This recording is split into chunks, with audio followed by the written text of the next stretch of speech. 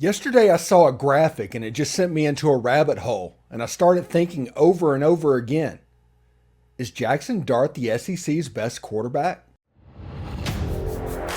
You are Locked On Ole Miss, your daily podcast on the Ole Miss Rebels, part of the Locked On Podcast Network, your team every day.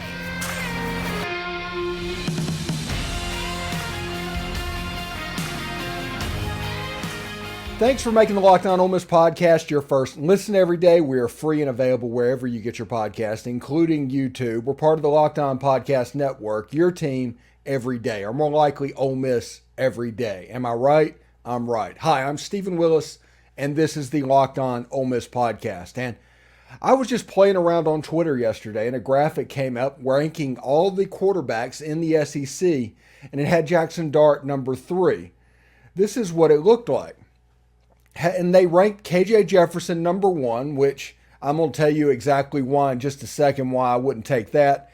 Jayden Daniels number 2. I'm going to tell you why that's an issue. And then there's Jaxson Dart. Then you have Will Rogers, Connor Weigman. You have essentially the usual suspects. But my first reaction to all of this is the SEC is having an extremely down year at quarterback, and there's no reason why Jaxson Dart shouldn't be at the top of that list. If you looked at last year's total QBR numbers, Hendon Hooker and Stetson Bennett and Bryce Young, they kind of ran away with everything with a total QBR of over 80. Then there's a cluster after that of KJ Jefferson, Jayden Daniels, and Jaxson Dart that kind of falls 4, 5, and 6, which is also mirrors the top 3 that is on this 2023 ranking, which is done by, I guess, that SEC podcast. And they're pretty excited about what they do. And I like their graphics work, and I like the way it looks, and I like their kind of branding that they do. But I just started looking at this, and still, even now, looking at these graphics, I'm like, Jaxson Dart needs to be higher on that list. And let me explain. KJ Jefferson is a really good quarterback, okay? He just is. He's a really good quarterback. I like KJ Jefferson. But the one thing that's stuck in my head is D'Eriq King. Who is D'Eriq King, you might add? Well, he was a quarterback for the Houston Cougars, who was a quarterback under Kendall Briles that was all-world, all-everything, and led the Houston Cougars to a pretty good season and a pretty explosive offense. Then Kendall Briles went on to Florida State. And D'Eriq King kind of drifted into obscurity. It was just a quarterback that was perfectly suited for the style of offense that Kendall Briles matched to his skill set. He ended up not being the same guy, transferring to Miami. Not really the guy. He's like toiling away in the XFL now. Good quarterback, not great quarterback. And in any situation, you would not rate him as the number 1 quarterback in whatever conference he's in without Kendall Briles. That scenario is playing in my head in regards to KJ Jefferson. I think he's a good quarterback, but I think once you remove that Kendall Briles aspect and add Dan Enos, you're not going to have the same guy. He might go against all odds and make it happen. But historically, that does not happen. The other one is Jayden Daniels, and I've seen people rate him as early Heisman candidate. And whenever you see exactly what he can do, he can be wild. He rushed for nearly 900 yards last year, had nearly 200 carries. That was probably the strength of his game. Now, he didn't turn the ball over much, and that is a good thing because protecting the ball is always going to be a massive issue for a quarterback in the Southeastern Conference. You can't do anything else unless you can protect the football. But if you look at total yards, if you look at his completion percentage, you look at his touchdowns, things like that, it just doesn't jump out at you.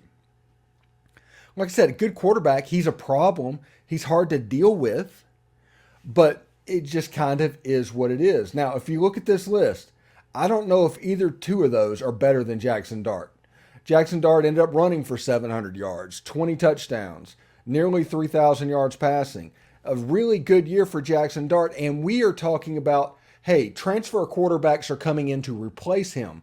Walker Howard's on the roster now. Maybe he's the guy that we give the reins to.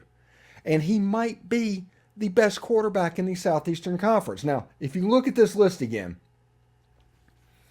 Joe Milton down at 6, I agree with that because, I make the joke all the time. Joe Milton can throw the ball 40 yards if you need the ball thrown 40 yards. He can throw the ball 40 yards if you need the ball thrown 20 yards as well. It's my joke.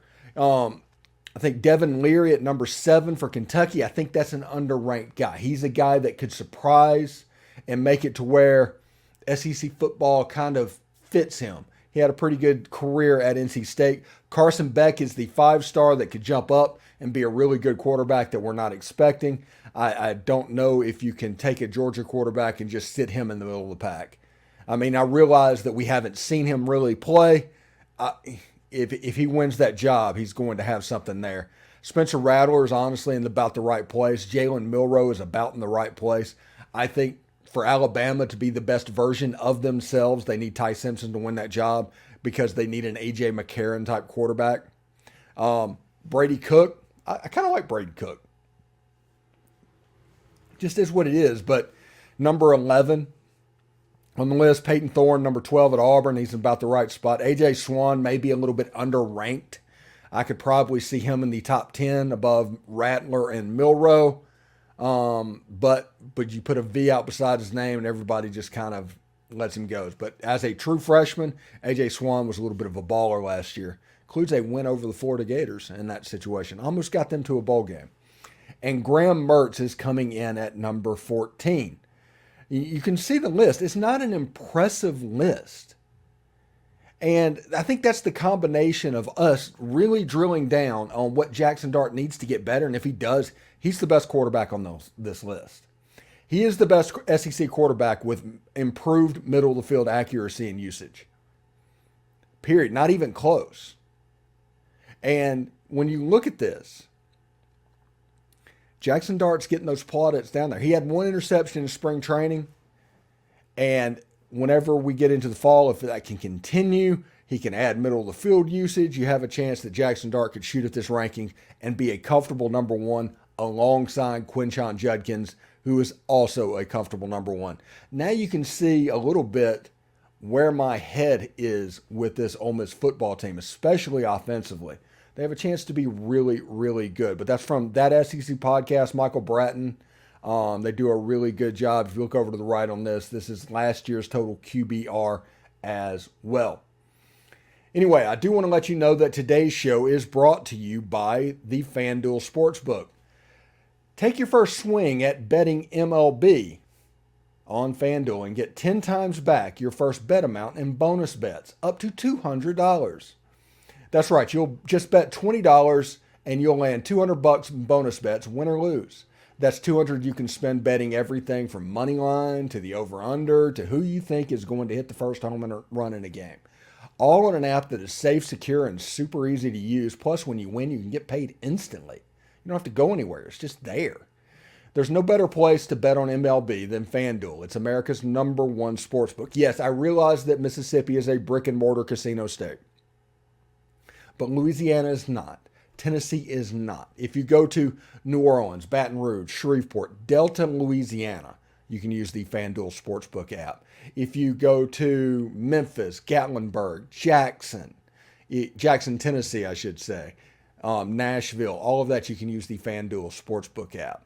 So sign up today and visit FanDuel.com/lockedon to get $200 in bonus bets.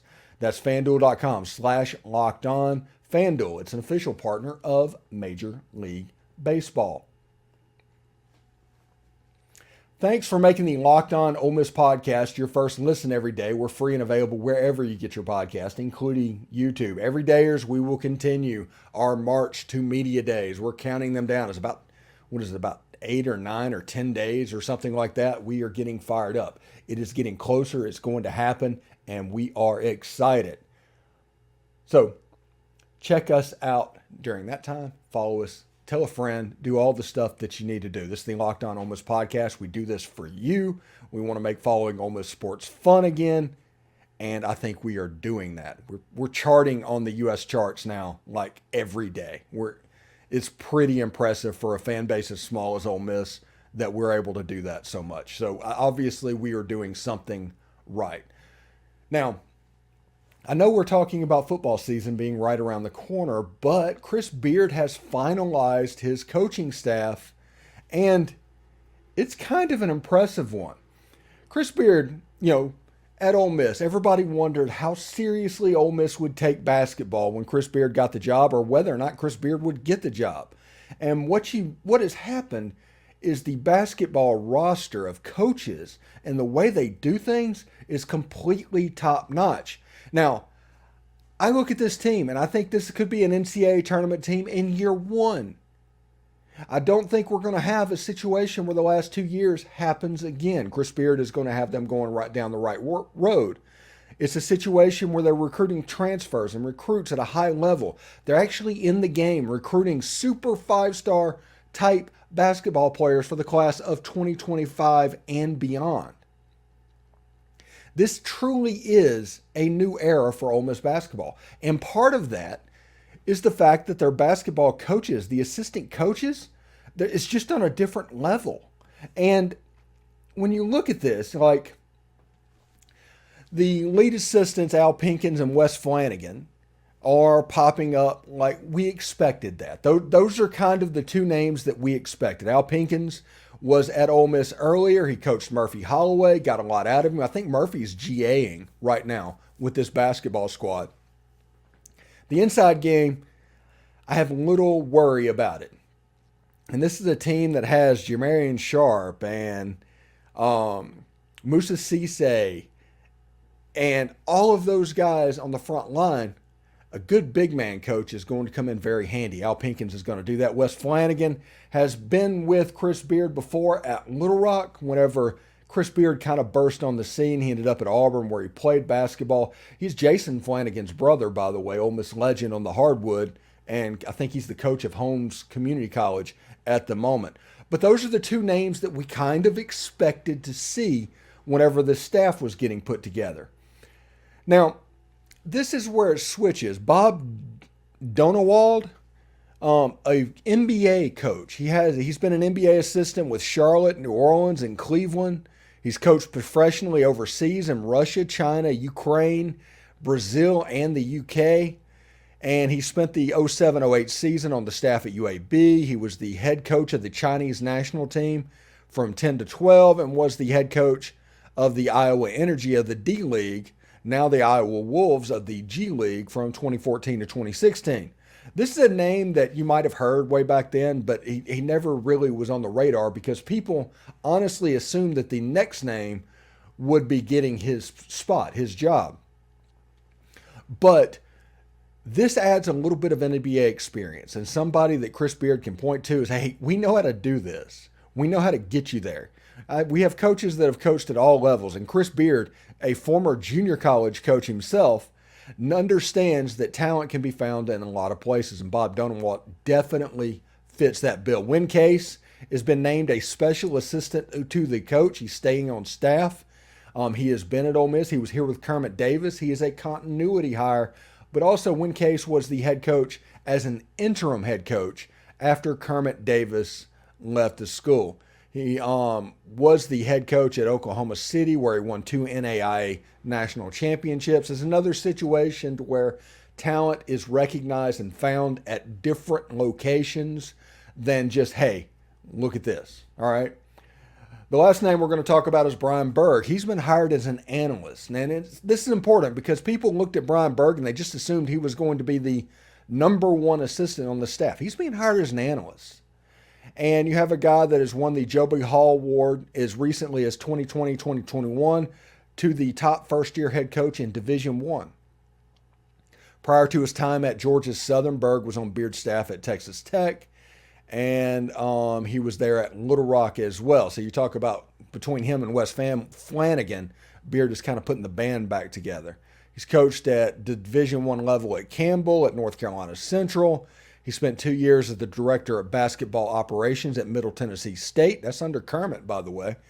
Before assistant coach positions at Western Texas College and Garden City Community College, another JUCO in the ranks. So this staff, my immediate reaction to this staff is, holy cow, to be able to put this much talent on a coaching roster is nothing but good news for the future of Ole Miss basketball. Nothing but good news can be taken. You see these names and how this is built and what's going on. This is a staff unlike any that Ole Miss has had. They even had some successful type years. They did not have staffs like this. And Chris Beard, you can see how they are going to work, and they're about to start working. Their team activities are probably going to be starting in some level in the next month or so, to where they can work with kids and start to install what they do, their no middle defense and stuff like that. And this basketball team has a chance to be better than we expect, and we already expect 20 wins. And this is a first-year coach. I mean, I understand that you don't just say, hey, these are miracle workers or something like that. You don't want to set your expectations up to fail. But it's hard not to be excited about. We're talking about basketball in mid-July when football season is coming up. That is how excited we are about what Chris Beard and his staff can do. We're not even talking about players. We're just talking about the backroom staff. We're talking about the assistant coaches. We're talking about the people that were going to be responsible for recruiting. We talk about how they have an opportunity to build something increasingly special. And a return to the late 90s type Ole Miss period in men's basketball not only seems possible, it seems likely. Anyway, when we come up next in the show, we're going to talk about our preview of the game with the Alabama Crimson Tide. This is a fun game, and I am going to be pretty fired up about it, and I'm going to tell you all this different stuff, and then I'm probably going to ultimately pick a loss at the end of it. But that's only because Alabama gets the benefit of the doubt until they don't. But I'll tell you exactly why you should expect something good to happen in Alabama the third week of the season, or the fourth week of the season. Stick around. Thanks for making the Locked On Ole Miss podcast your first listen every day. For your second listen, check out Locked On SEC. Chris Gordy does a fantastic job, and all my everydayers should know I talk about Locked On SEC quite a bit. So listen to Chris Gordy, hear what he has to say, and he will not steer you wrong. Hi, I'm Stephen Willis. This is the Locked On Ole Miss podcast, and we are going to do our Alabama Crimson Tide game preview. It is week 4 of the season, and I expect this Alabama preview to be unlike any that you've heard in the last probably 13 years, okay? Doesn't mean the result's going to change, but this is a different type preview, and I think everybody needs to be aware of how that goes. Last season, Alabama went 11-2. They went 6-2 in the SEC. They played in the Sugar Bowl. They beat Kansas State. 11-2, they were 2 plays away from being undefeated last season. They were also 2 plays away from being in the Music City Bowl. And Bryce Young is probably the reason that they avoided the Music City Bowl. Just honestly, just being real about it. With the exception of the Texas A&M game whenever Jalen Milroe was the quarterback in the game. But without Bryce Young, they're probably in a lower level bowl outside of the New Year's Six. Now, this is Alabama, right? We all know how this works, picking with Alabama. You know the deal. You have one of the 4 best teams in college football before spring ball starts. We know you have one of the 4 best teams in college football. And, of course, the playoff committee knows that you're one of the best teams in college football. That's your starting point. All you have to do is finish the regular season with 1 loss and you're in. That's asking for something amazing out of just everyone else, but that's kind of part of Alabama's DNA. They've earned this. The bar is set based off of this. It's an extremely high bar, and 99% of the schools in the NCAA would never hit it. 2 losses, no matter how they happen, and they're not in. Because if they get in, people are going to lose their mind, and when the playoff expands, then you can get in with 2 losses, Alabama. That's the deal, and it has worked out really well over the last 14 years going for Alabama. Now, there's 5 questions that they talked about for Alabama spring practices and going into fall camp, okay? And I'm not going to list all 5 because I don't know if it's necessary. But there's 3 of them that I want to talk about because if any other school had all three of these on one list, they'd be predicting them to go to the Birmingham Bowl.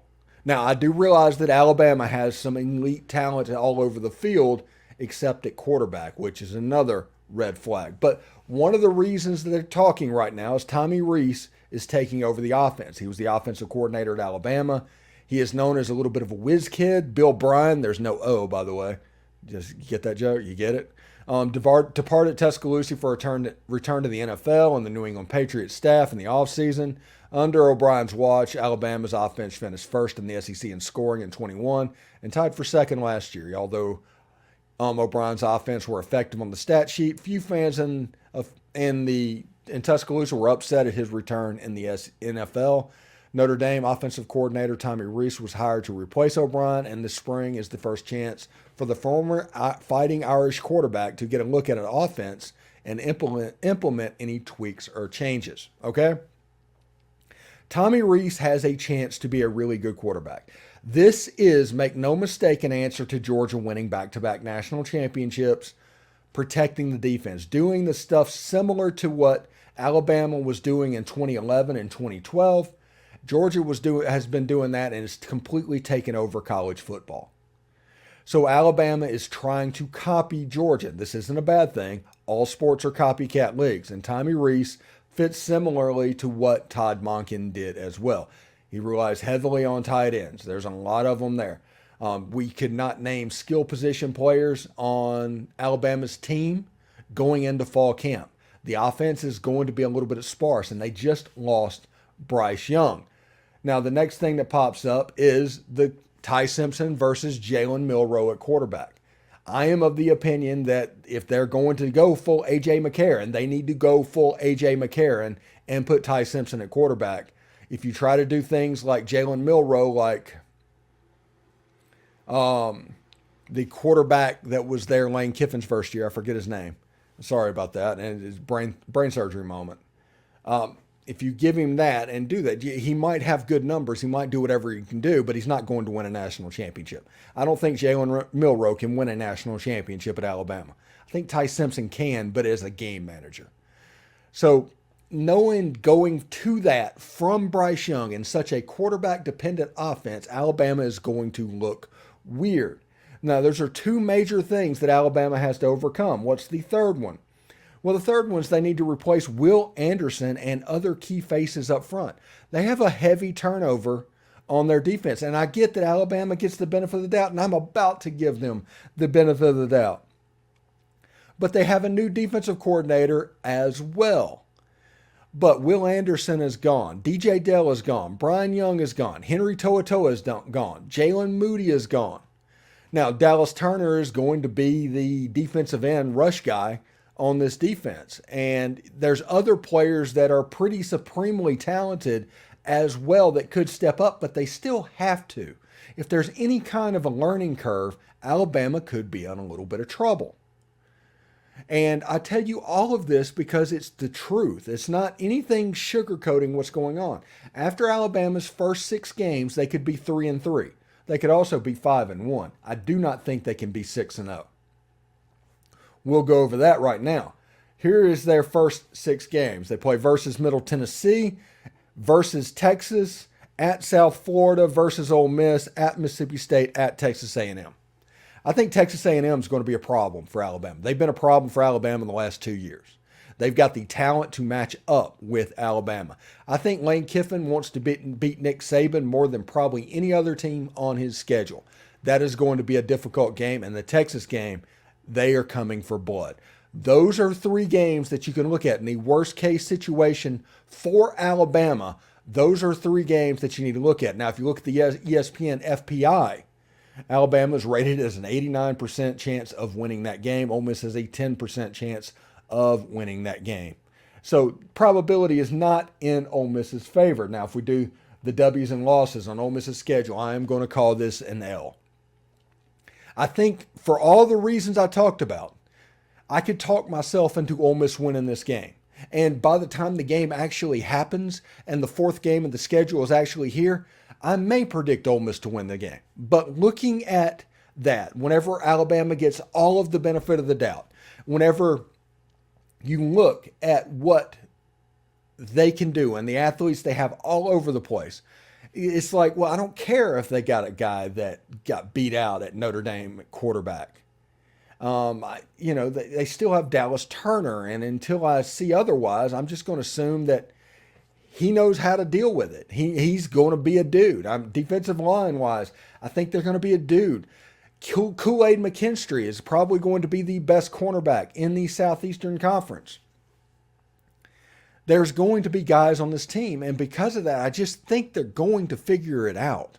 I think that Texas game is going to scare them. They might actually lose that game, and if that happens, that could be the worst possible situation for Ole Miss, and it will make that game in Tuscaloosa even more. But if Ole Miss can get Alabama, and Alabama starts off the season 2-2, with Texas A&M still left to come, you're looking at a situation where Alabama may not be as good as we think they are going to be. I think there's a situation where Alabama can win 10 games next year. I think there's a situation where they can win 7. And it sounds weird talking about Alabama, but I just think that is the case. But they get the benefit of the doubt. And Ole Miss, in that game, we chalked that one up as an L. And there's a whole lot of water that needs to go into the bridge between now and then. But while we're giving out the benefit of the doubt, Alabama's always going to receive it. They just are. Anyway, thank you for making the Locked On Ole Miss podcast your first listen every day. We are free and available wherever you get your podcast, including YouTube. Be sure to subscribe to the YouTube channel, by the way, and tell a friend if you don't mind as well. We're available wherever you get your podcast. We're part of the Locked On Podcast Network, your team every day. Ole Miss every day. We are continuing to work towards media days. It's the dog days of summer. The heat dome is over us in Central Florida, and we have 110-degree heat indexes happening all over the place. I hope everybody is staying safe. I hope everybody is having a good time, and I hope everybody is enjoying their summer. Tune in tomorrow. We will keep going about this march to media days. Anyway, thank you very much for tuning in. We'll see you then.